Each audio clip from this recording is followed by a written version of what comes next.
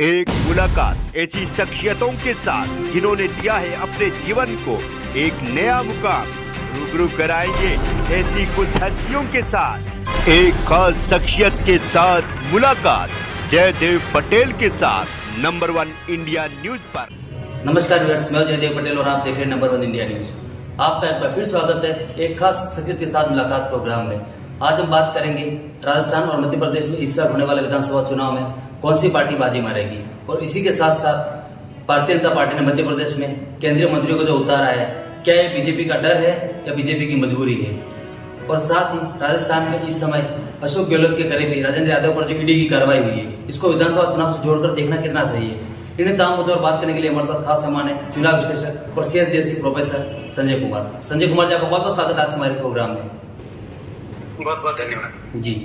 संजय कुमार जी, आपसे मेरा पहला सवाल है कि राजस्थान और मध्य प्रदेश में इस साल होने वाले विधानसभा चुनाव को लेकर क्या कहता है आपका आकलन? कौन सी पार्टी जीत रही है और कौन सी पार्टी जीत के करीब पहुंचेगी, ऐसा आपको लगता है? इस वक्त ये कह पाना तो मुश्किल है कि कौन सी पार्टी जीत रही है और कौन सी पार्टी हार रही है, लेकिन ये जरूर है कि जिन दो राज्यों का आप जिक्र कर रहे हैं, राजस्थान और मध्य प्रदेश, दोनों में कांटे की लड़ाई है। न तो कांग्रेस इस चुनाव को हल्के में ले सकती है, न बीजेपी ये दावा कर सकती है कि उनकी बढ़त बनी हुई है। दावे तो दोनों पार्टियां कर सकती है कि चुनाव वही जीत रहे हैं, लेकिन मेरा अपना आकलन है कि दोनों राज्यों में कांटे का मुकाबला है।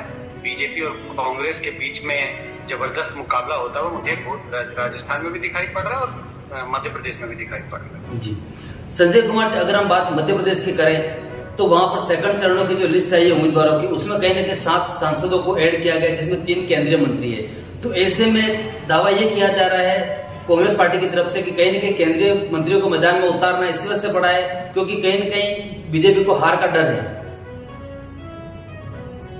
देखिए, मैं नहीं मानता कि बीजेपी को हार का डर है, इसीलिए उन्होंने केंद्रीय मंत्रियों को उतारा है, एमपीज को उतारा है। हर पार्टी की अपनी अपनी चुनाव लड़ने की रणनीति होती है, ये बीजेपी की अपनी रणनीति है। उसके तहत उन्होंने केंद्रीय मंत्रियों को उतारा है, कुछ एमपीज को उतार रहे हैं। आप याद करें, बंगाल के चुनाव में भी, त्रिपुरा में भी, कुछ अन्य राज्यों के चुनाव में भी बीजेपी ऐसी स्ट्रेटजी बनाते रहती है। कहीं उसे सफलता मिलती है, कहीं सफलता नहीं मिलती है।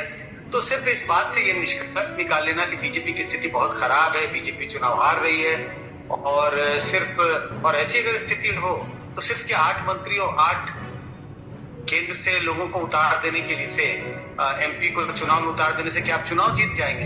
तो मुझे लगता है कि अपनी स्ट्रैटेजी के तहत बीजेपी, कुछ उनकी अपनी अंदरूनी रणनीति होगी, उसके तहत उन्होंने ये एक स्ट्रैटेजी बनाया है। जी संजय कुमार जी, अगर मैं बात राजस्थान की करूं तो राजस्थान में अशोक गहलोत के करीबी गृह राज्य मंत्री राजेंद्र यादव के वहां पर ईडी की कार्रवाई होती है। तो ऐसे में क्या इसको भी इस साल के होने वाले विधानसभा चुनाव से जोड़कर देखना सही रहेगा?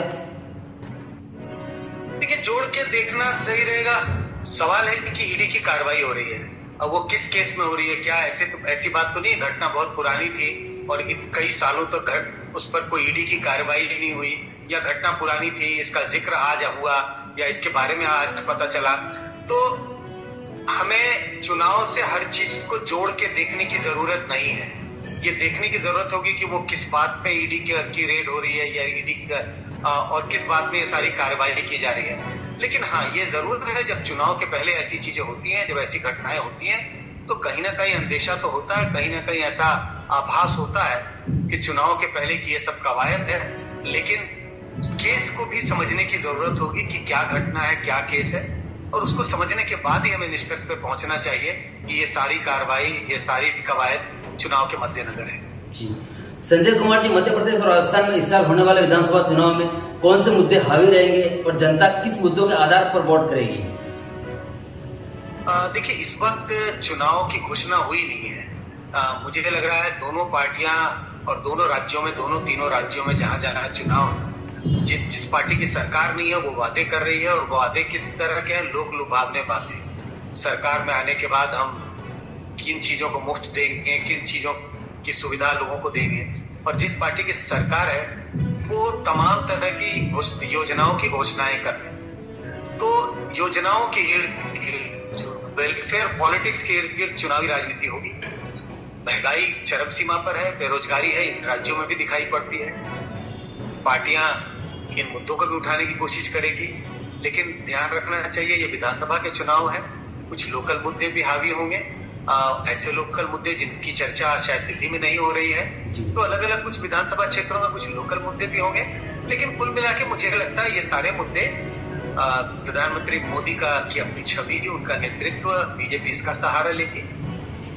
ओबीसी का मुद्दा गरमाया हुआ देश में नजर आता है, कुछ इलाकों में ओबीसी के मुद्दे पर भी पार्टियां चुनाव लड़ेंगी। तो ये 3-4 ऐसे मुद्दे हैं मुझे लगता है जिनकी गूंज हमें आने वाले विधानसभा चुनाव में, चाहे वो मध्य प्रदेश हो, राजस्थान हो, छत्तीसगढ़ में दिखाई पड़े। जी संजय कुमार जी, अगर हम भारतीय जनता पार्टी की बात करें इन्हीं दोनों राज्यों में जो होने वाले विधानसभा चुनाव उसको लेकर के, तो कहीं न कहीं राजस्थान की बात करें तो वहां पर वसुंधरा जी को साइडलाइन कर दिया है भारतीय जनता पार्टी ने। तो वहीं अगर हम मध्य प्रदेश की बात करें तो केंद्रीय मंत्री को उतार करके कहीं न कहीं शिवराज सिंह को साइडलाइन करने की कोशिश की जा रही है, ऐसा मानना है विशेषज्ञों का। तो इस पर क्या कहेंगे आप? तो क्या इसका कोई नुकसान भारतीय जनता पार्टी को होता हुआ दिखाई दे रहा है दोनों राज्यों में? देखिए, अगर नुकसान होने की संभावना होती तो भारतीय जनता पार्टी इस तरह की स्ट्रैटेजी नहीं बनाती।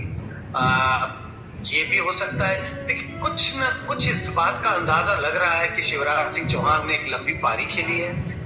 मध्य प्रदेश की राजनीति में वो मुख्यमंत्री रहे, तमाम योजनाएं वो लेके आए हैं। इसके बावजूद कुछ एंटी इनकम्बेंसी की आहट दिखाई पड़ती है। ऐसा लगता है कि लोगों को लगता है कि बड़े लंबे समय तक ये मुख्यमंत्री रहे, एक बदलाव की भावना या एक बदलाव की चाहत, बदलाव की उम्मीद लोगों में दिखाई पड़ती है। तो इसको अगर भाजपा को काउंटर करना है तो भाजपा ने कुछ नए चेहरे उतारे और बड़े चेहरे उतारे, ऐसे चेहरे जो उस राज्य से हैं, जिनकी राज्य की राजनीति में दखल है, जिससे लोगों को लगे कि अगर भाजपा चुनाव जीत के आती है तो कई नए चेहरे हैं, इनमें से भी किसी को मुख्यमंत्री बनाया जा सकता है। तो अगर शिवराज सिंह चौहान के खिलाफ कोई नाराजगी है, कुछ उबान की स्थिति है, कुछ लोगों के मन में चाहत की, बदलाव की चाहत है, तो उसको एक तरह से केटर करने के लिए बीजेपी ने कुछ नए चेहरों को उतारा है, चेकमेट करने के लिए आप कह सकते हैं उतारा है। तो इस तरह की स्ट्रैटेजी से मुझे लगता है बीजेपी ये उम्मीद तो जरूर कर रही है कि उसे फायदा होगा, नुकसान होने की गुंजाइश तो मुझे नहीं दिखाई पड़ती। जी संजय कुमार जी, आपसे मेरा एक क्लोजिंग क्वेश्चन है कि इस साल होने वाले राजस्थान में चुनाव को लेकर कहीं न कहीं मुख्यमंत्री अशोक गहलोत ने कई घोषणाएं भी करी है और 160 का दावा भी कर रहे हैं। तो क्या इसके उल्ट अगर हम भारतीय जनता पार्टी की बात करें तो भारतीय जनता पार्टी का टिकट वितरण का जो फैक्टर होगा उसमें एक अहम फैक्टर साबित होगा, ऐसा आपको दिखाई दे रहा है? देखिए, दावे तो हर पार्टी करते हैं।